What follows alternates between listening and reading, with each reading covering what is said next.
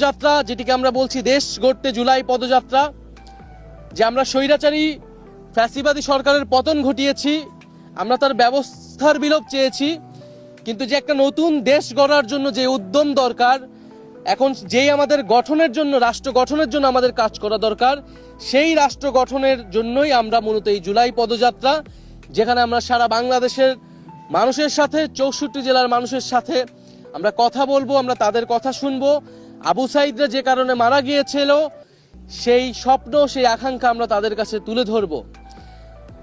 তাই আমরা আজকে আমাদের এই পদযাত্রাটা শুরু করেছি এই রংপুরের পীরগঞ্জ, এই পীরগঞ্জের এই পবিত্র মাটি, যেখানে আবু সাঈদ শায়িত রয়েছেন।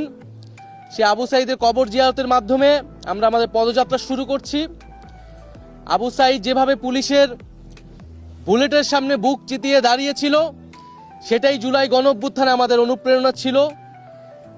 এবং আবু সাঈদের মতো অন্য সকল শহীদেরা আমাদের যে লড়াই, ফ্যাসিবাদী ব্যবস্থা বিলোপের বিরুদ্ধে আমাদের যে লড়াই, সেই লড়াইয়ের অনুপ্রেরণা।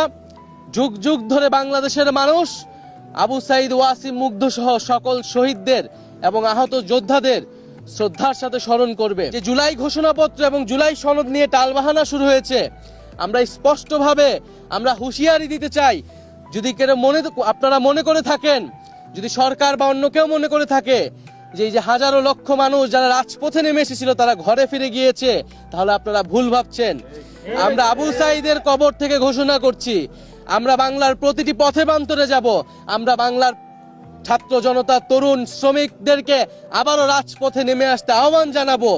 এবং আমরা 3রা আগস্ট ঢাকায় আসছি, বাংলাদেশের জনগণকে, ছাত্রদেরকে, শ্রমিকদের সাথে নিয়ে আমরা ঢাকায় ঢুকবো এবং আমাদের যে জুলাই ঘোষণাপত্র এবং জুলাই সনদ, সেটি আমরা আদায় করে ছাড়বো ইনশাআল্লাহ।